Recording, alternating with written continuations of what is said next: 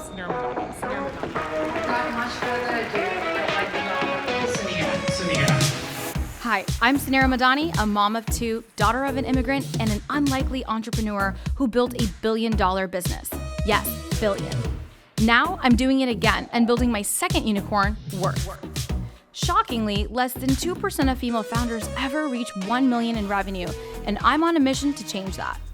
At CEO School, we mentor thousands of women to help them level up in business and in life. We believe that you deserve to have it all because honestly, nothing bad happens when women make more money. Grab a seat because class is officially in session.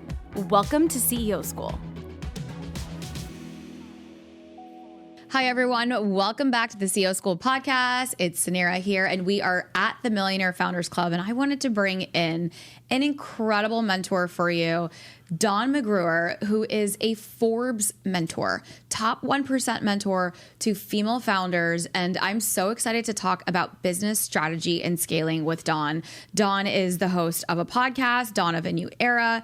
She is the founder of just an amazing community of Her Power.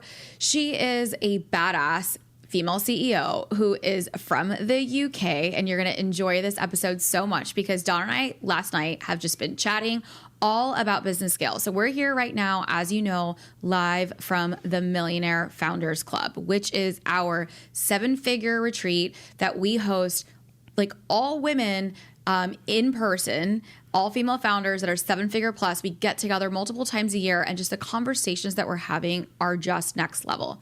Last night, we're sitting around the round table, and Dawn is just firing away with so much brilliance and expertise. And I'm like, Dawn, we got to do this on the podcast. And so I'm so excited. You said yes, and we're sitting here right now chatting. Thank Dawn, you. welcome to CEO School. Thank you so much. It's an absolute pleasure. And this is the second retreat I've done, and I cannot tell you the power in the rooms. And I think, you know, it's magical, and it's hard for people watching this to understand the level of the ladies and the expertise that I've met in the last few days. So it's been amazing. You know, I feel so grateful. Every single one that sat in this chair where you are, every single woman that sat in this chair that I brought onto the show has started with the exact same sentiment. And so I just feel so grateful in receiving that. And that truly is because our audience is that.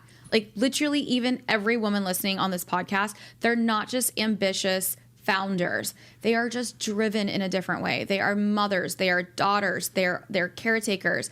They're creating solutions that are changing the world. Like our women are putting in the work, and I just love them so much. I've been doing this for 5 years, and I do know I have literally seen so many communities. I just know our woman is this woman. She's me. You know, and so when you're in the room, and you're me, right? And I'm you. And this is the power of this community. And so who you're talking to is exactly her. So I'm so excited. So this is going to be amazing. So before we kick off, I'd love for you to share a little bit about your background and how you got into being a Forbes mentor. Yeah, I mean, I started my first business at 21, and I was full of, you know, huge ambition and probably a little bit of naivety because it was quite scary. I left a corporate job, I got offices, and I started my agency. So I basically started working with big tech giants. So we're very similar in that respect in the tech journey. So I was doing strategy for Microsoft, tech data, etc. And as that grew, I suppose I was a little bit naive in the fact that, you know, once I left corporate, I would get clients and clients. And it was tough, you know, it really was. And I think it was the biggest learning path I had. And the reason I kind of started my business and took such a big risk was I'd actually lost 6 people in 6 months. And, you know, at sort of 19, 20, you know, that's a huge curveball, and it built a resilience. And when you say lost people, I lost family members and friends at a very young age, and 6 people in 6 months. I'd never experienced death, but it gave me a completely different outlook on life. And you know, to be able to take the risks, I was like, life is short. You know, I'm going to start at 21, and like the worst that can happen is it fails, and I have to go back and get another job. And it was tough. The first 3 years of scaling really wasn't easy. And then I built the first networking group before like Facebook and everything was there. We had like 30,000 people join. Wow. I know. And it was crazy. So we started doing networking events. We ran them in like Ferrari showrooms, Aston Martin, amazing places. We had driving simulators and cocktail bars. But it was just such a different way of networking. And that basically grew into kind of the next level of business. So I always feel like everything has been organic and driven by the people I work with. So then I started my academy, and it's basically like a private university. It's accredited by the Chartered Institute of Marketing. And I had to actually do my teacher's degree while I was working full time, because you had to be postgrad and a teacher to get the certification. But I'm so glad I did it at that point. So again, we trained probably just under 40,000 students now in digital marketing. And then my next business basically came from there. So I started my coaching business in 2017. So 46 now, and it's been a huge journey, but I feel like I've just really found my absolute sort of best experience through working with female founders, because before working in corporate, there was a lot more politics and things you had to deal with. And what is so magical about working with founders is that there is no limit. Like, people can just, make decisions and be dynamic. And to be able to spend time, joining retreats like yours and running retreats myself and a mastermind, it really is, something very special. I love that. I mean, you have such great experience. I want to dive right into, our audience is all female founders. They're scaling. And, the word scale, right? I mean, we all want it. We want to get past a certain point. We want to do it, strategically, methodically.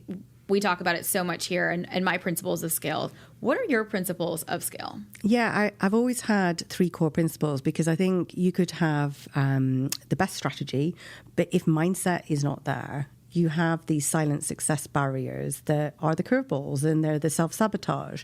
So I always say, think like a millionaire, scale like a CEO, and expand like an icon. And I truly believe that... I like that. Yeah, those 3 principles, I think, are the hub of everything we do, because you have to have belief. Think like a millionaire, scale like a CEO, and expand like an icon.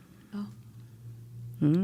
And also with your British accent, it just sounds way better. But I think, brilliant. Yeah, and I think those are the things, because when people talk about scaling, it feels very kind of, masculine energy.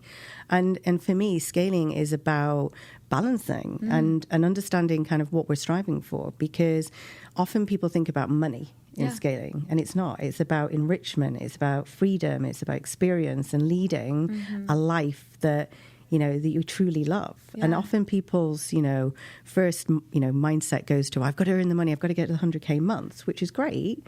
And that gives choices. But really the ultimate goal is to have the freedom and to be able to spend time with friends and family, or travel, or do whatever you want to do. And I think that has a far deeper meaning. I agree with that. I think mindset's such a huge part of it. And where do we get stuck? So talk to me a little bit, because I know you're super into neuroscience. So talk to me about the science behind what's happening to our brains. Why are we stuck? You focus specifically for female audiences, and that's why I was like, you got to come talk to us. Where are we getting stuck? I think a lot of it is to do with our perception. Okay. So when we think about a problem, we can't think our way out of a problem, because all we have in our minds is the reference point of what's happened in the past. So, if we sit and think, right, how are we going to make money? How are we going to get leads? How are we going to do this? How are we going to get to the next level? It's impossible. We have to take the problem and take it to a whiteboard, or take it to our peers, our colleagues, and mastermind it. And as soon as we take that out, we start getting outside influence, and we get other things that haven't happened to us yet as a possibility. So for me, it's often the pattern that we go to is, oh, well, I can't do this because I don't know how to. I've never done it before. Yeah. So if you think about your next level, it's always having kind of the belief to go for it and try new things and think, what is the worst thing that's going to happen? So when we think about the silent success barriers, people try and develop habits.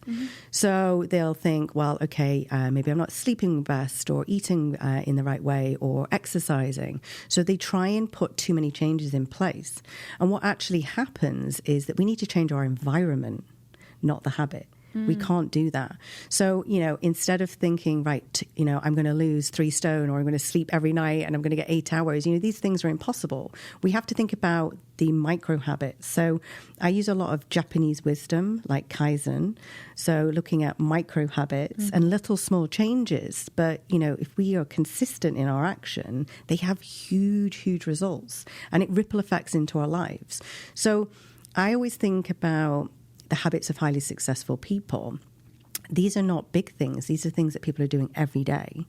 So often the problem seems very big. And, people say to me, and over the past few days, the biggest problem that's come out is, how do I do the big thing? Like, how do I think bigger? Or how do I go to that next level? And the answer is to think about the 3 things every day that have massive impact and put them into a circle. And don't step outside the circle. And every day, go to those 3 things. And if you are doing something that doesn't serve those goals, have the courage to say no. Yeah. And I always say, I'd rather say no 9 times and say yes once to the right thing. And it's tempting in business to do all the things, be all the places, and it's exhausting. And this is where you see burnout. But sometimes, and I agree with that. I mean, I call them my needle movers. Like every single day, what are the 3 things that are going to be towards my goals? And even my goals, I can't have more than 3 large goals. I can't do all the things. And so, but I think sometimes we're also lost in deciding what are the things that are going to move that needle? What is that most important task? How do you even determine that? I think it's about building the foundations and having strong foundations. So I know when I started my own business, if I found myself feeling unshakable, so having absolute clarity and conviction behind what I was doing, I'd move forward. But when confusion sets in, we go into paralysis. And the problem is that sometimes we're seeking vanity goals. And the foundations for me are like, well, look, if you do the 100K months or whatever the goal is, then that gives you the next level to the next thing. But it can't always be about money. Because that doesn't bring joy and happiness. We have to balance health, wealth, and happiness and have goals centered around those 3 things and then break the actions down daily so that we always feel like we're moving forward. But it all comes down to confidence, and confidence is belief, And I was very lucky to be brought up in a family where everything was possible. Yeah. And I felt like I could do anything. And there was no glass ceiling, but not everyone has that. Yeah. And I think sometimes we look at things like imposter syndrome as a problem. I think that's a superpower. And every time I've experienced it, like when I did my second book, I got my publishing contract with Wiley. I was so excited. It was like, the most joyous moment. But when I handed that manuscript in, I was like, shit, what happens if no one reads the book? Or what happens if they don't stock it in a bookstore? And actually all of those feelings, they're false beliefs.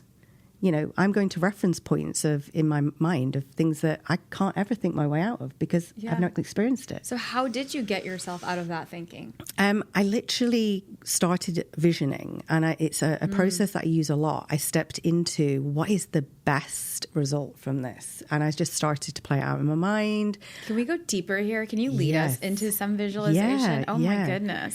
So whatever the goal. Okay. I'm closing my eyes. I don't know why. I'm just going to do it. Okay. And you do it too, but not if you're driving. No, absolutely not. But visioning for everything. So, even if you're going on to a really important call or you're doing a huge pitch, vision it in your mind. And I used to do this for stage speaking because I was absolutely petrified. So you close your eyes and you get into the moment and you actually start to experience it. The smells, the sounds, the people. And I used to imagine myself walking up onto stage. So whatever you're doing, you are visioning how that is going to play out. And what we're actually doing is we're creating new neural pathways in our mind to say, this is how it's going to be. And our brain is kind of tricked into it because we're coming out of our subconscious and we're now going into our conscious mind. Like I always say it, claim it, so it is. So when you are visioning this, you are walking onto that stage, you're walking into the pitch, you're on that call, you're smiling, you're delivering the best pitch or the best presentation, and you're feeling that and the energy in the room. And it's very hard in your body not to change state, because you're feeling the happiness, you're feeling the joy. And then when you come off that stage, come off that call, whatever it is, you go and celebrate it. And now we've created a new pathway. And the more we do it, the stronger that pathway comes. And the more our mind believes that this is the thing.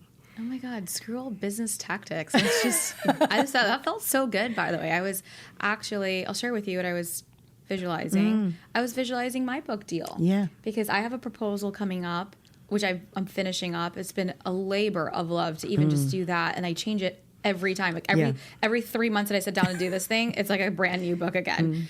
And so it's finally getting submitted, because it'll probably change again. And I'm really excited for it. And I was visualizing what that book tour is looking like. Yeah. And this is it. And the thing is that we can't create success without really truly understanding what that is for us. Yeah. So when we live the experience and we start to see it, then our brain goes into the conscious mind and says, well, these are the things that we're going to experience. So now that it's conscious, we can go, well, what are the actions that we need to do the thing? So it's not just the woo. No, of course it's not just the woo. I mean, you have to start with that. And, a lot of people are saying, oh, I'm not spiritual. It's not about being spiritual. It's being connected to your mind. And what we're doing here is we're retraining our brain. We're rewiring, because there are curveballs that hit us, all the way through life. Our belief system is always going to be judged, mostly by ourselves. But what happens is we take internal influence so much, we judge ourselves. We think about how others judge us. Yes. These are all things that we're doing internally. The truth is that externally, probably people are not even thinking anything. So once we come out of ourselves and we start to speak and think about what we want to do, we start to think differently, because when we share, then it's like one of those epiphany moments. The people say often a problem shared is a problem solved. It's logicking it and making sense of things in our mind. And often when our mindset goes to the wrong place, we've internalized too much.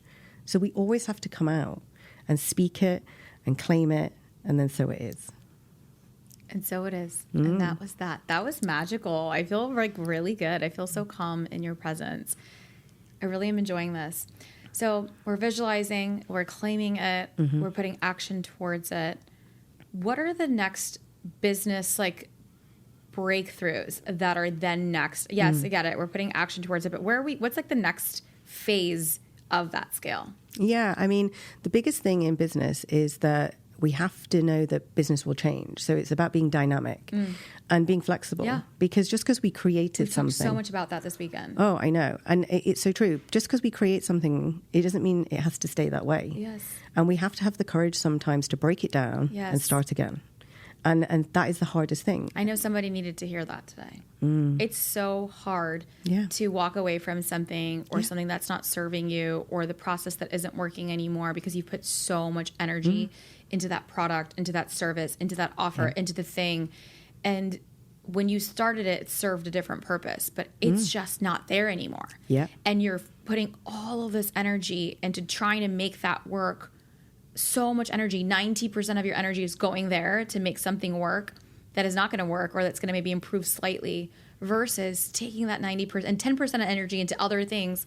But if you switched it and you gave 90% energy into something new, or where the market's leading, or a new innovative way to do it, and shutting the thing down, then that next thing could be that one, could be the thing that is going to expand and take your business to that next level. But we're not even thinking about it because we're so focused on holding on.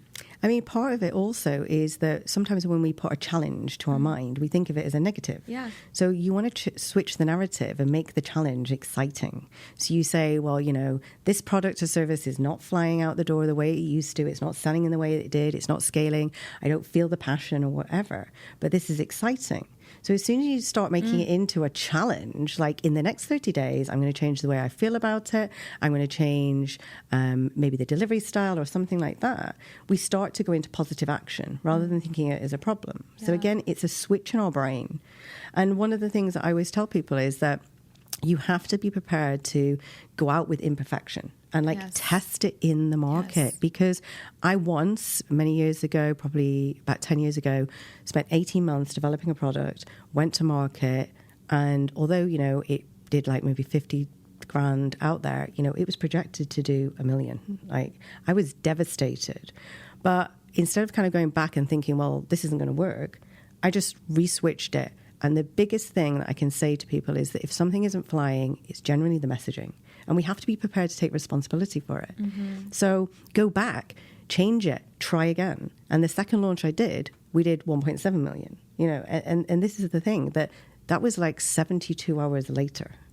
So time is exciting because everything can change in 24 hours.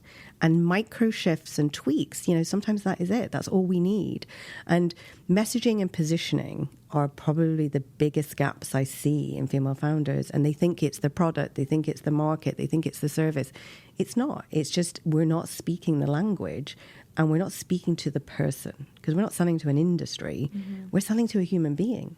And sometimes it just takes the difference of being prepared to speak with more conviction.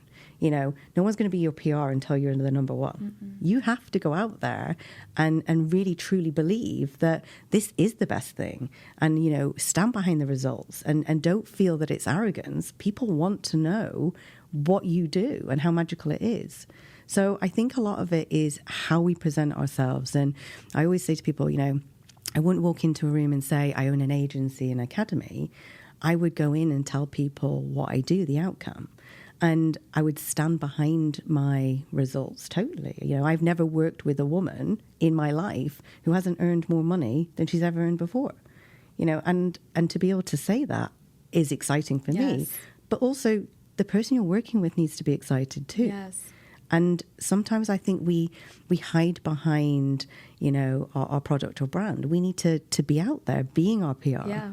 I can relate to that. I can also attest to that we see that all the time. And I think it's a good reflection for us to all go back and say that part is true. Like, we're not standing behind.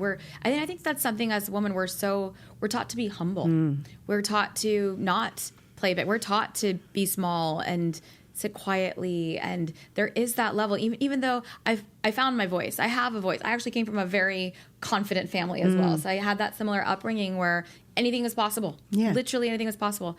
I was the one that was like, oh my God, I don't know if I can do it. Like, I had my own limiting beliefs versus my family was like, you should go start a business. You should go start the fintech. And even now I find myself, even with CEO school or whatever, I find myself just not sharing. Yeah. I don't share. And it's so, it's a limiting internal because I'm like, I don't want to be braggadocious about it. Or like, I already have so much success. Like, I don't want to add another thing to be like, oh, here, look at this thing. But it's not serving why I'm serving it. And if you're there to help people, people want to be inspired and motivated every day. But it's a good reflection for all. And I see that all the time in women. And it's hard for us to brag.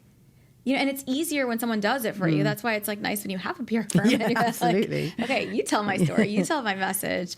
But it's not the same. If you are not making noise about what you're doing, no one else is making noise for you. So true. So true. I always say that if you don't know what your edge and wow is, no one else will. And there's so many times that I've spoken to people, around the tables over this weekend where I was like, I did not know that. Yeah. Like, why are you not shouting from the rooftops and telling people? And they're like, I don't know. So one of the biggest things I always work with clients on is to get them to understand 6 edge and wows. Okay, let's talk about that. Let's talk about that framework here. Yeah, so an edge and wow is... An edge and wow. Yeah, so like something that's edgy, so like something that is unique to you, like that no one else has. That's the edge, like the USP, the unique selling point. And then the wow is like the statement. So like when I set my academy up, I used to say, We train 30,000 people. We have a 99% pass rate. People are like, wow, like that's exciting. Yeah. So you have to know the stats. You have to know the things that What was the edge there? So the edge would be that we are the only university in the world that is actually, has tutors that are practitioners. So that would be very different. So we're all digital marketer influencers. We've all got our own experience and presence in the market. We're not just tutors. So you have to know the stats, and you have to be able to edge and wow in every conversation, because no one's going to do that for you. And these are the things, like when someone like introduces you back and they go, oh, this is Dawn, she's got an academy, it's 99% pass rate. They remember stats. Yeah. And these are the things like Brielle was talking today about PR. Yeah. That, what do people think when we leave the room? Yeah. You need to leave presence, and the presence is that you have to leave something, a little nugget, a little golden nugget that they will remember about you or your business. And edge and wow. An edge and wow. I love that framework. I'm going to go work on my edge and wow. I really love that. This is just so much fun. I'm like loving this so much. I want to talk about, you were talking about neuroscience and just success habits. Yeah. You've mentored so many entrepreneurs, I've mentored so many. I feel like there is the habit part of it, and those micro habits or those routines. I do feel like successful humans have successful habits. Yeah. Can you share your habits, and then maybe also talk about what are truly the habits that you see other successful leaders have? Yeah. I mean, I fell into the trap of kind of like listening to the 5 a.m. club, get up, yes. do the meditation, do the journal. Like, it's just not me. 3 hours in the morning. I got kids. I haven't got that time. I just don't have that capacity in my life. And I am not good with any form of consistency or routine. So what I learned about myself was, if you said to me, like, every Tuesday you've got to be on a Zoom call, I'd kill myself. I just would not want to do that. I mean, a bit dramatic, I know. But I can't conform to any, like, rigidness. Okay. So I had to find my own routine. So my routine doesn't mean that I have to do everything in the same order. Yeah. So I just basically say to myself, right, okay, I have to do these 3 things every day, and it doesn't matter when. Now, when I introduce that's like so much pressure off for so many listening as well. I love that. I also, like, for example, for journaling, I couldn't do it in the morning. But I knew that if I just got my meditation in before 12, like that was just like, because if I do it later, then I just won't do it. Like anytime before 12, if I can take 10 minutes of mindfulness to get my meditation and my journal in, that's it. Like that little change. I was journaling 5 times a week versus 1. Exactly. Right. Just like trying to get it done before work. But you have to find your way. So like, I can't write and journal. I lose interest. Yeah. And I think I have an attention span of a pigeon. So I have to voice note myself. Okay. So I just do my voice journals, and then I listen back to them at the end of the week. You listen back to yourself. At the end of the week. Because then I can tell my energy. And like, if I've had an idea, I can kind of feel the energy behind it. I've heard of the voice dumping, which that's therapeutic. But you listen back to yourself. Yeah, and I can tell where my energy is at. So having flow in your day, like, I love reformer Pilates in the morning, but if you made me go and do like the gym or something afternoon or evening, it's just not going to happen. So I could tell by the energy in my voice what I was loving and what I was hating. So on a Friday, I listen to my journal, and then I do a delegate and declutter.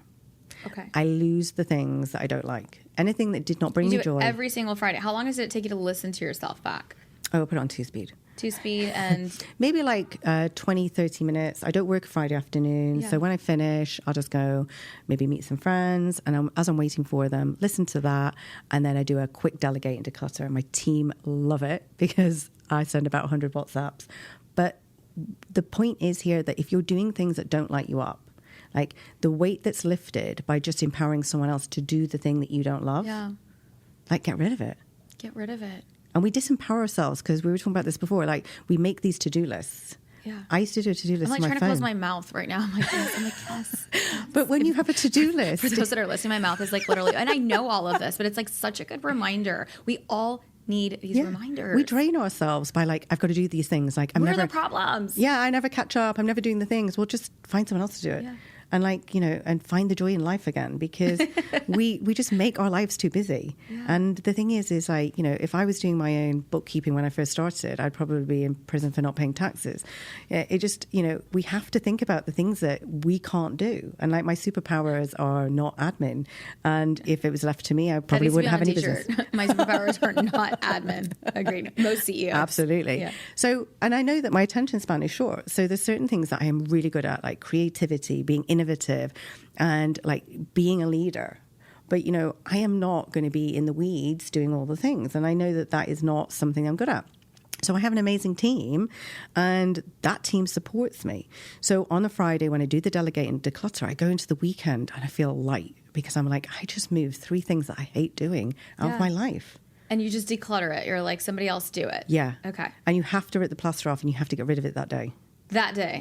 I'm going to try this. Oh, honestly, it is the most cathartic thing. I want to get rid of Zoom. I run a tech company. It's hard. We have a lot of meetings. Yeah, I mean, that might be a tough one. Yeah. But I could declutter them. I could think about which ones I like to attend. Or shorten them. And shorten them. Or send someone else the ones you don't need to. Yes, that's what I'm going to do. I'm going to declutter. And this is it. I'm going to try this. Listen to myself. Oh. I do the journal dump. Yeah. Because I do feel like I got into a habit after my father passed away. That was a really nice way for me to heal, or to have a space to maybe talk to him or kind of share my feelings. And I'd leave him notes. And that's kind of how it really was healing for me. And then I moved into other areas of my life. And what it allowed me to do for 5 minutes was just to clear the brain fog. Yeah. And then I could, there was some energy somewhere. And then if I was pissed at my husband or just whatever, I don't know, I could just rage or I don't know, it was just good. But now, but I never went back and read it. It was just a release. It's the biggest thing, because you can tell in your voice how you're feeling. Can you walk me through? I'm just gonna peep nosy here for a second. Walk me through when you do the voice journal. So and how long do you do it? Different times of the day. You're just so again. There's no specificness about it. Yeah. It just happens when it happens. Okay. So whenever I'm feeling a thing, so it could be an idea or a frustration. So you're this week, and you just write a week. I just document it on my phone, voice memos. Yeah. And then I listen back to them. So what I thought was a great idea on Monday might be the most ridiculous idea on Wednesday. But, then it comes back to me again, and I'm thinking the joy on Friday. But I can tell the energy in my voice, whether I'm excited, I'm tired, I'm frustrated, or where I'm at. But you're just in the moments of the day, you're oh, I have this really good idea. I'm going to voice note it. Oh, this really shitty thing happened. I'm going to voice note it. Or I'm feeling whatever, or someone, blank can't fucking do her job. Yeah. I don't know. You just voice note it there. Yeah. And then you listen to it later. And it could be all the things, good, bad, exciting, ideas. But you're not task listing, are you? No, I just give the feeling. So if I'm annoyed, it's the feeling. Okay, that was important. So it's not reminder to do the thing. It's not a... I might throw that in as well. Okay. It could be oh, I've had a really good idea. Think about this on Friday. Da, da, da, da. So it could be anything. That is really, really, really, really, really, really good, Dawn. That is... brilliant. I've never, ever, ever, ever, ever heard of anybody doing this. I've talked to, we're 400 freaking episodes in right now. I have never heard of anybody give me this piece of advice. I am mind blown. You're incredible. I mean, the biggest thing is... Thank you. I'm going to try this. You're going to love it. I'm going to love it. I think you might have just changed my life. But you're lightening your load. Lives. You're lightening your load every day. Yes. You're not holding it. Oh, my God. I'm going to do this. Pass the energy to the phone. Pass the energy to the phone. And we always have our phone. You know I can talk. You know we can do it. So let's try this, ladies. Who's in for that? If you're in for this, if you're loving Dawn right now as much as I am, screenshot us right now. Screenshot us. Hi. And post us on Insta, because you're on Insta, and we can find you, and we can bother you, and we can come to your events, and we can get more of all of your information. So definitely screenshot this here. Give this woman the best energy ever, because you just changed all of our lives. I really appreciate it. Where can we find you, Dawn? So LinkedIn, Instagram, Facebook, starting TikTok. I won't go there first.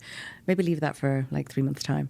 But Instagram or LinkedIn for sure. Okay. And it's just Dawn McGruer. Dawn McGruer or dawnmcgruer.com. Yeah. You can go and find, I've just done a 7-day audio series all about rewiring the brain and your subconscious. I'm gonna link it for us here. Go straight to screenshot, give her love, say hi.